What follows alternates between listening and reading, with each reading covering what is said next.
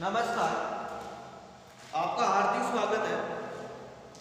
अपना जो last class हुई थी उसमें हमने भारतीय राज्य व्यवस्था उसमें कुछ अनुच्छेद और भाग इसके बारे में अध्ययन किया। सबसे पहले भारतीय संविधान। भारतीय संविधान 26 नवंबर 1949 को बना। भारत का संविधान 26 नवंबर 1949 को बन गया था, लेकिन इसको लागू कब किया गया? 26 जनवरी 1950 को इसको लागू किया गया। भारत का संविधान 26 नवंबर 1949 को बन गया, लेकिन इसको लागू 26 जनवरी 1950 को लागू किया गया। भारत के संविधान में जब भारत का संविधान बना तब कुल 395 अनुच्छेद और 22 भाग 395 अनुच्छेद और 22 भाग और अनुसूचियां 8 थी। जब भारत का संविधान बना तब 395 अनुच्छेद 22 भाग और 8 अनुसूचियां थी, लेकिन समय के हिसाब से अनुसूचियां को वर्तमान में 12 अनुसूचियां कर दी गया था। संविधान बनने से अब तक 4 अनुसूचियां और जोड़ दी गई। वर्तमान में 12 अनुसूचियां हैं। भारत का संविधान 26 नवंबर 1949 को बना था और 26 जनवरी 1950 को लागू हुआ। हमने अपनी लास्ट क्लास हुई थी उसमें पढ़ा था कि भारत के संविधान में अनुच्छेद और भाग, जो भाग 5 किसके बारे में है? केंद्र सरकार के। भाग 5 केंद्र सरकार के बारे में है और यहाँ केंद्र सरकार में अनुच्छेद 52 से लेकर 151 तक, केंद्र सरकार के अनुच्छेद 52 से लेकर 151 तक इसमें हमने पढ़ा कि सरकार के 3 अंग होते हैं। सरकार के 3 अंग होते हैं, एक कार्यपालिका, दूसरी विधायिका और तीसरी न्यायपालिका। सरकार के 3 अंग होते हैं, पहली कार्यपालिका, दूसरी विधायिका और तीसरी न्यायपालिका। भारत के संविधान के अनुसार केंद्र सरकार में कार्यपालिका में राष्ट्रपति, उपराष्ट्रपति, प्रधानमंत्री, मंत्रिपरिषद, केंद्रीय मंत्रिपरिषद, महान्यायवादी, नियंत्रण एवं महालेखा परीक्षक, यह है कार्यपालिका में।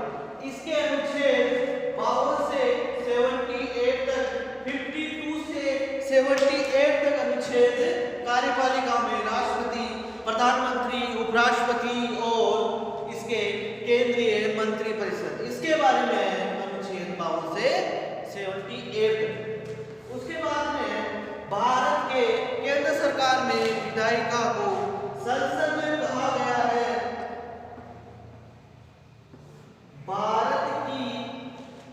भारत की विधायिका को संसद कहा गया है, जबकि अमेरिका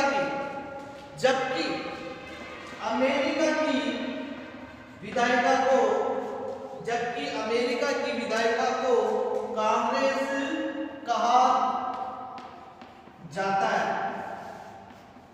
यहां से क्वेश्चन बन सकता है कि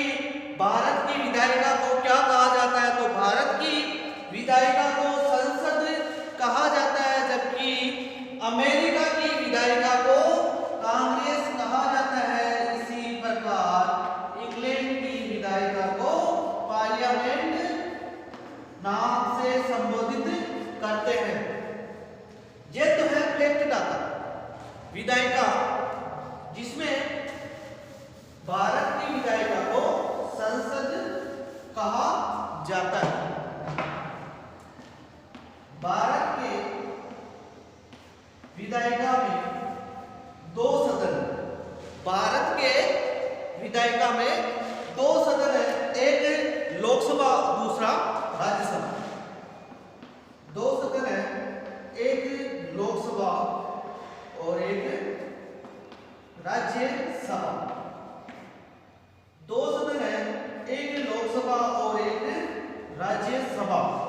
जो लोकसभा है उसमें भारत की लोकसभा में अधिकतम या कह लो मैक्सिमम या अधिकतम 552 सदस्य हो सकते हैं, लेकिन वर्तमान में 545 सदस्य हैं।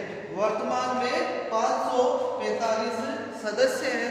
इसी प्रकार राज्यसभा में 250 मैक्सिमम या अधिकतम सदस्य 250 और वर्तमान में 245। अब यहाँ समझने वाली ये बात है कि ये सदस्य कहाँ से चुन के आते हैं और ये सदस्य कहाँ से चुन के आते हैं। तो भारत के लोकसभा में वर्तमान में 545 सदस्य हैं, जिसमें से 543 और 2 ये तो जनता द्वारा निर्वाचित होते हैं और ये दो राष्ट्रपति द्वारा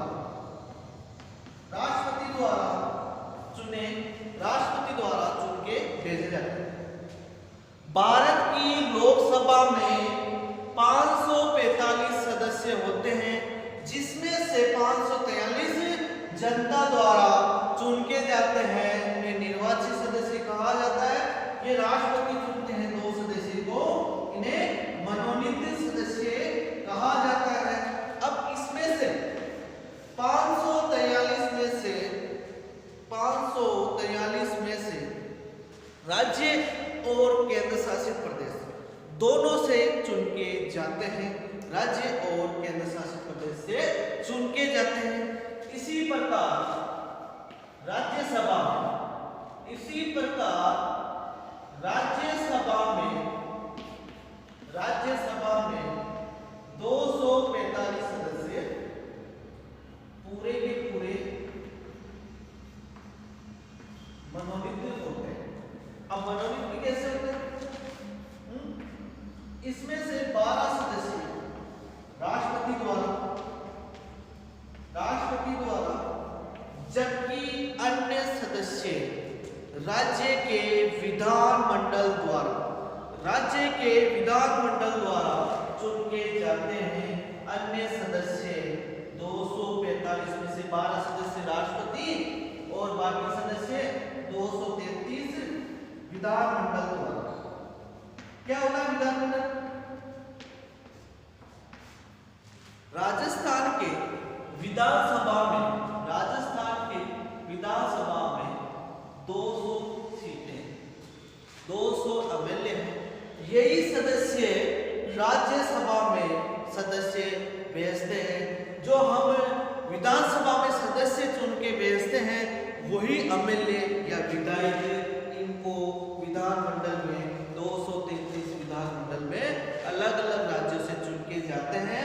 233 विधानमंडल द्वारा और 12 सदस्य राष्ट्रपति द्वारा चुनकर जाते हैं। अब यहाँ ध्यान रखने वाली बात यह है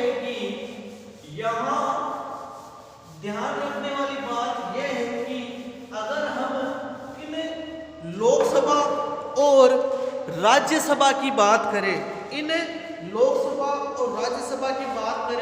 किसके संदर्भ में? राजस्थान के संदर्भ में बात करें, क्योंकि जो जो स्टूडेंट जिस राज्य का होता है उससे सबसे ज्यादा पर्सन बनते हैं, उससे ज्यादा सबसे ज्यादा ट्यूशन बनते हैं। राजस्थान में लोकसभा सीटें कितनी हैं?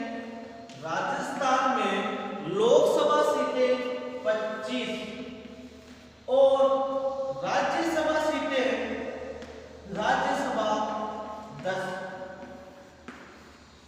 अब क्वेश्चन पूछा जा सकता है कि राजस्थान में संसद से कितने सदस्य चुन के जाते हैं? तो संसद से 35, क्योंकि संसद में लोकसभा और राज्यसभा, जो हमने पहले बताया कि विधायिका को, भारत के विधायिका को लोकसभा और राज्यसभा 2 सदनों से मिलकर बनी है। अगर क्वेश्चन आ जाए भारत में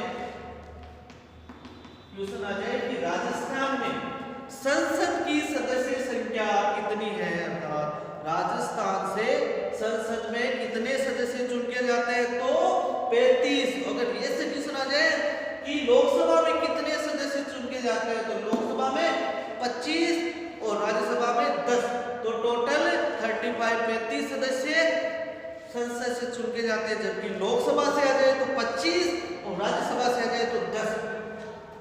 इसके बाद में विधानसभा, राजस्थान की विधानसभा से कितने सदस्य चुन के जाते हैं, अर्थात राजस्थान की विधानसभा में कितने एमएलए या विधायक हैं?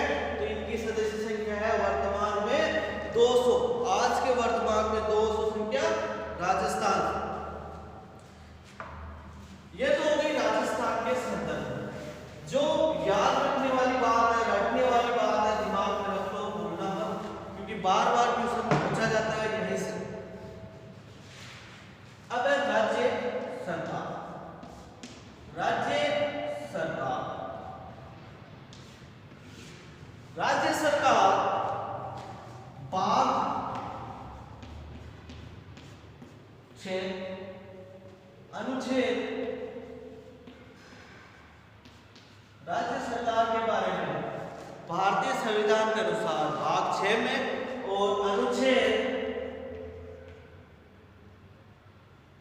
152 से 237 भारतीय संविधान के अनुसार राज्यसभा का वर्णन भाग 6 में किया गया है और अनुच्छेद 152 से 237। तो राज्य सरकार को भी वही 3 भागों में बांटा गया है, एक कार्यपालिका, दूसरा विधायिका और तीसरा न्यायपालिका। एक कार्यपालिका, दूसरा विधायिका और तीसरा न्यायपालिका। तीसरा है न्यायपालिका। जब भारतीय संविधान बना था तब राज्य सरकार को भाग 6 में और अनुच्छेद 152 से 237 तक भाग 6 में राज्य सरकार के बारे में, राज्य सरकार कोई सी भी हो, जैसे राज्य सरकार हो चाहे केंद्र सरकार, उनको 3 भागों में बांटा जाता है। उनके 3 अंग होते हैं, पहले कार्यपालिका, दूसरी विधायिका, तीसरी न्यायपालिका। अब राज्य सरकार में कार्यपालिका में कौन कौन से आते हैं? कार्यपालिका में मुख्यमंत्री,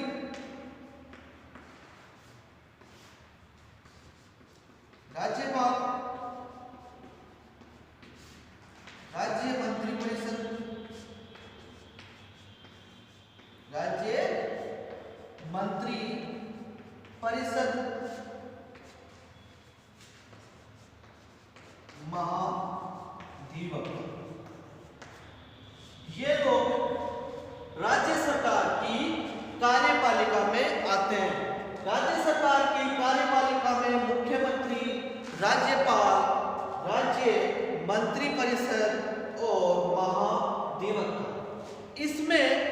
इसमें केंद्र सरकार, जैसे केंद्र सरकार होती है वैसे ही राज्य सरकार होती है। तो राज्य सरकार में इसमें अनुच्छेद 152 से 167 तक, 152 से 167 तक कार्यपालिका में मुख्यमंत्री, राज्यपाल, राज्य मंत्रिपरिषद, महाधिवक्ता। इसके बारे में अनुच्छेद 152 से 167। इसी प्रकार विधायिका, राज्य सरकार की विधायिका को विधानमंडल कहा जाता है। राज्य सरकार की विधायिका को विधानमंडल कहा जाता है। इस विधानमंडल को तो विधायिका में राज्य सरकार की जो विधायिका है उसको विधानमंडल कहा जाता है। जैसे केंद्र सरकार की जो विधायिका है उसको संसद कहा जाता है। इसी प्रकार भारत के जितने भी राज्य हैं वहां पर विधानमंडल होती है और विधानमंडल को भी दो भागों में बांटा गया है। विधानमंडल को भी दो भागों में बांटा गया है। एक है विधानसभा, एक है विधानसभा और एक है विधान परिषद। एक है विधानसभा और एक है विधान परिषद। छोटे छोटे क्वेश्चन एग्जाम में पूछे जाते हैं, इसमें घबराने वाली बात नहीं है। जो केंद्र सरकार होती है उसमें विधायिका को, केंद्र सरकार की जो विधायिका है उसको संसद कहा जाता है। इसी प्रकार जितने भी राज्य हैं, राज्य में जो विधायिका होती है उसको विधानमंडल कहा जाता है। उसको विधानमंडल कहा जाता है और विधानमंडल भी हर राज्य में दो होती है। एक होती है विधानसभा और एक होती है विधान परिषद। एक होती है विधानसभा और एक होती है विधान परिषद। अब भारत के संविधान के अनुसार, भारत के संविधान के अनुसार इसमें विधायिका में 168 से लेकर 213 तक अनुच्छेद रखे गए। भारतीय संविधान के अनुसार राज्य सरकार, जितने भी राज्य 28 राज्य वहां पे इसी हिसाब से कार्य करेंगे। जो कार्यपालिका है उसमें अनुच्छेद 152 से 167 तक और जो विधायिका है उसमें अनुच्छेद 168 से लेके 213 तक। ये राज्य सरकार के बारे में है, जितने भी राज्य सरकार। अब यहां से क्वेश्चन बनता है कि विधानमंडल, एक बार बता रहा हूं, विधानमंडल कौन कौन से राज्य में है। यहां से एग्जाम में क्वेश्चन पूछे जा चुके हैं, चाहे राजस्थान पुलिस लो, चाहे पटवारी लो, चाहे अपने एग्जाम में ये लो। तो यहां से क्वेश्चन पूछे जा चुके हैं कि जो विधानमंडल है उसके दो भाग बांटे गए, एक तो विधानसभा और एक विधान परिषद। जो विधानमंडल है उसको दो भागों में बांटा गया, एक विधानसभा और विधान परिषद। लेकिन यहां इसको तो सीधा याद रखो, जहां विधानसभा, जितने भी राज्य हैं वहां विधानसभा होगी।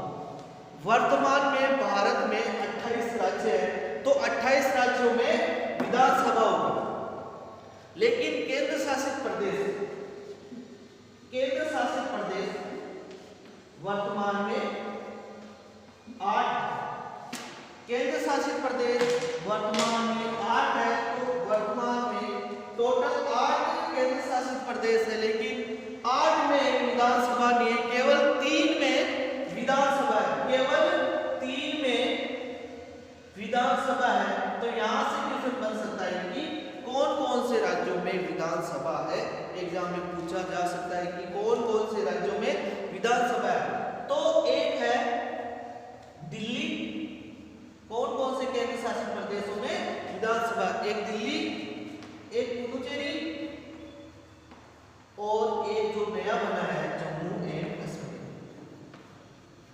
3 राज्यों में 3 केंद्र शासित प्रदेशों, केवल 3 केंद्र शासित प्रदेशों में विधानसभा, एक दिल्ली, एक पुडुचेरी और एक जम्मू एंड कश्मीर, केवल 3 में। जबकि टोटल 8 केंद्र शासित प्रदेश वर्तमान में, अभी के हिसाब से आज की तारीख में 8 केंद्र शासित प्रदेश हैं, जिसमें से केवल 3 दिल्ली, पुडुचेरी और जम्मू एंड कश्मीर। यहां से क्वेश्चन बन सकता है, जबकि विधानसभा बाकी 28 के 28 राज्य। अब यहाँ इंपॉर्टेंट है कि विधान परिषद, ऐसे कौन से राज्य हैं जहां पे विधान परिषद। केवल ऐसे कौन से राज्य हैं जहां पर विधान परिषद? वर्तमान में ऐसे 6 राज्य हैं जहां पर विधान परिषद। वर्तमान में ऐसे केवल 6 राज्य हैं जहां पर विधान परिषद है। सबसे पहले महाराष्ट्र, उत्तर प्रदेश, महाराष्ट्र, उत्तर प्रदेश, बिहार, कर्नाटक, 6 राज्य हैं जहां पर विधान परिषद महाराष्ट्र, उत्तर प्रदेश, बिहार, कर्नाटक और आंध्र प्रदेश, तेलंगाना। आंध्र प्रदेश और तेलंगाना। सबसे ज्यादा इंपोर्टेंट ये है कि विधान परिषद, इसमें कंफ्यूज हो जाता है कि विधानसभा और विधान परिषद एक ही होती है। दोनों में विधान नाम सेम है, लेकिन यहाँ पे सभा है और यहाँ पर जो सभा है वो 28 के 28 राज्यों में है और 3 केंद्र शासित प्रदेश। जबकि विधान परिषद केवल 6 राज्यों में है, जो कौन से हैं? महाराष्ट्र, उत्तर प्रदेश, बिहार, कर्नाटक, आंध्र प्रदेश और तेलंगाना। केवल इन 6 राज्यों में विधान परिषद। अब राजस्थान सरकार ने भी कहा है कि राजस्थान को भी विधान परिषद बनाए जाए, लेकिन संसद में बात चल रही है, अगर वो पारित हो जाता तो बन जाएगा। लेकिन वर्तमान समय में केवल 6 राज्यों में विधान परिषद है। वर्तमान समय में जब संसद पारित कर दे तो राजस्थान का भी नाम आ सकता है। अभी वर्तमान में राजस्थान नहीं है। उसके बाद में है न्यायपालिका, उसके बाद में है न्यायपालिका। जो न्यायपालिका है भारत में, भारतीय संविधान के अनुसार हर राज्य में एक न्यायपालिका होगी, उसका नाम उच्च न्यायालय होगा। संविधान के अनुसार, भारतीय संविधान के अनुसार हर राज्य में एक न्यायपालिका होगी, उसका नाम उच्च न्यायालय होगा।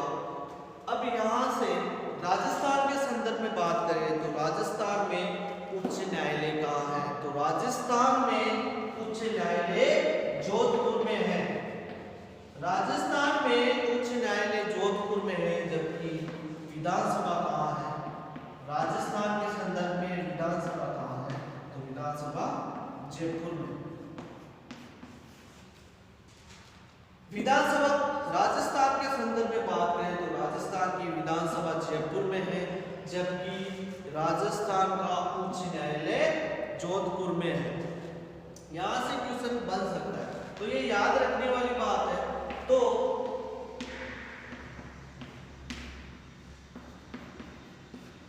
राज्य सरकार के बारे में बात करें तो कार्यपालिका में अनुच्छेद 152 से 167 तक, विधानमंडल में या विधायिका में अनुच्छेद 168 से 213 तक, जबकि इसमें 214 से 237 तक इसको न्यायपालिका के उच्चतम न्यायालय के बारे में, हर राज्य के बारे में बताया गया है।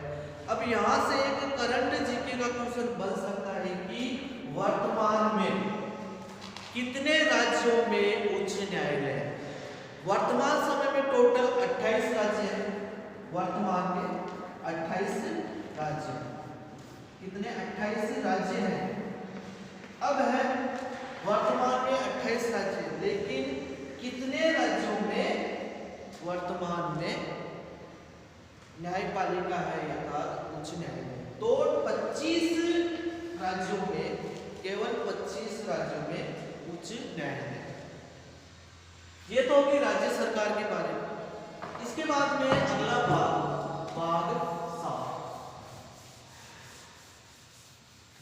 7 जो संविधान में, जब संविधान बना तब भाग 7 है, लेकिन वर्तमान में भाग 7 को डिलीट कर दिया गया है। भाग 7 को डिलीट कर दिया गया है। इसमें अनुच्छेद 238 भाग 7 में ऐसे राज्य, पहले राज्यों को A, B, C, D इन 4 श्रेणियों में बांटा गया था। पहले राज्यों को इन 4 श्रेणियों में बांटा गया था, लेकिन भाग 7 जो 238 राज्यों को ए बी सी डी इनकी श्रेणी में बांटा गया था, लेकिन अभी डिलीट कर दिया गया है, जिसको संविधान की भाषा में निरसिद्ध कहा जाता है। संविधान की भाषा में निरसिद्ध कहा जाता है। इसके बाद में अगला भाग 8 भाग 8 जो केंद्र शासित प्रदेश, इसके बारे में है। जितने भी केंद्र शासित प्रदेश है वर्तमान में 8, तो इसके बारे में है। इसमें अनुच्छेद 239 से 242। यहाँ पे इतना याद रखना है कि ये सब एग्जाम में पूछा जा सकता है कि केंद्र शासित प्रदेश कौन से भाग में है। तो केंद्र शासित प्रदेश भाग 8 में है, अनुच्छेद 239 से 242। इसके बाद में भाग 9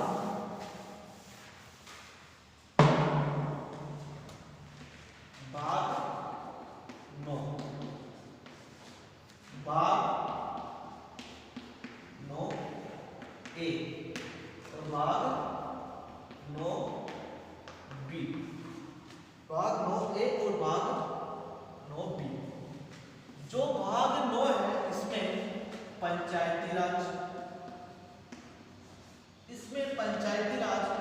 अर्थात सरपंच, प्रधान, जिला प्रमुख, इनकी सरकारों के बारे में है। और इसमें अनुच्छेद 243 से इसमें ए से पंचायती राज के अनुच्छेद 243 ए से ओ तक, जबकि इसमें शहरी निकाय, जो शहर में चुनाव होते हैं, जो सिटी में चुनाव होते हैं, उसमें शहरी निकाय, इसमें अनुच्छेद 243 से पी से जेड जी शहरी निकाय जो भाग 9 ए में, जबकि पंचायती राज भाग 9 में और भाग 9 बी में सहकारी निकाय। इसमें 243 जेड जी से जेड, इसमें 243 जेड जी से जेड टी तक, सॉरी जेड एच से जेड टी तक, क्योंकि जी यहाँ आ चुका है, जी के बाद जी, जेड एच से जी जेड टी तक। तो ये ग्रामीण इलाकों के छोटे स्तर पर इसको बनाने के लिए इसमें रखा गया है। इसमें समझने वाली बात एक बार बता देता हूँ। भाग 9 में पंचायती राज है, इसमें अनुच्छेद 243 ए से ओ तक, अर्थात अनुच्छेद 43 ए, अनुच्छेद 43 बी, सी, डी, ई, एफ, जी, एच, आई। इसमें टोटल ए से अनुच्छेद आएंगे 243 ए, 243 बी, 243 सी। तो ये अनुच्छेद है, इसमें बताया गया है कि ग्रामीण स्तर पर सरकार होगी, जो 3 भागों में बांटी गई है। 3 भागों में बांटी गई है। एक ग्राम पंचायत, इसका मुखिया सरपंच होता है, और एक पंचायत समिति, इसका मुखिया प्रधान होता है, जो वर्तमान में पंचायत समिति सिलोरा, उसमें चुनाव 5 दिसंबर को होगा, इसमें प्रधान होगा। और इसमें जिला परिषद में प्रधान जिला प्रमुख कहलाता है। पंचायती राज को 3 भागों में बांटा गया था। पंचायती राज में 3 प्रकार होते हैं। एक ग्राम पंचायत जिसका मुखिया सरपंच होता है, एक ग्रामीण इलाकों में उसका मुखिया सरपंच होता है। एक है पंचायत समिति जिसका मुखिया प्रधान होता है, और जिला परिषद जिसका मुखिया जिला प्रमुख होता है। ये पंचायती राज है।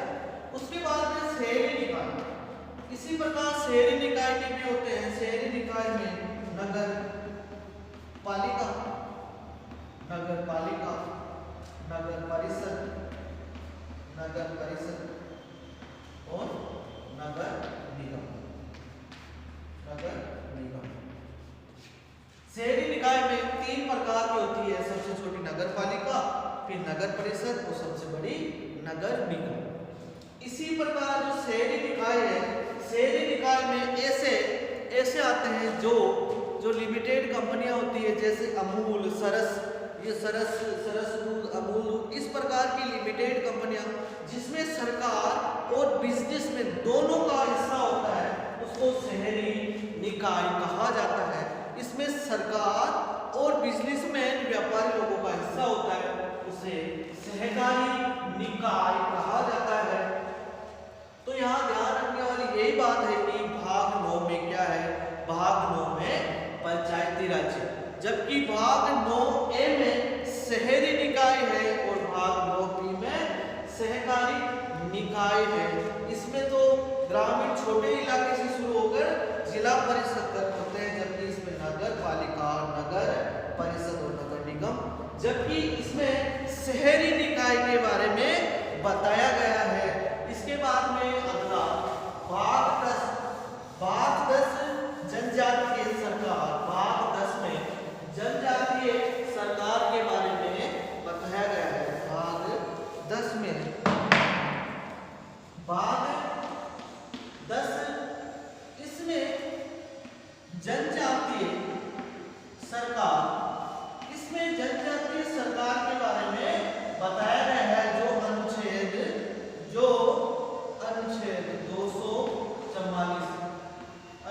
244 भाग 10 जनजातीय सरकार के बारे में है। इसमें ऐसे इलाके जहां पर शिक्षा स्वास्थ्य की सुविधा नहीं पहुंच पाती है, तो वहां पर एक जनजातीय सरकार बना दी जाती है, इसके हिसाब से अपने हिसाब से जो कार्य कर सके या उनको सुविधा दिला सके, इसको शिक्षा, स्वास्थ्य, अन्य परिवहन सुविधा, सड़क, तो इनको लाभ बनाने के लिए, इनको सुविधा दिलाने के लिए भाग 10 में जनजातीय सरकार के बारे में बताया गया है।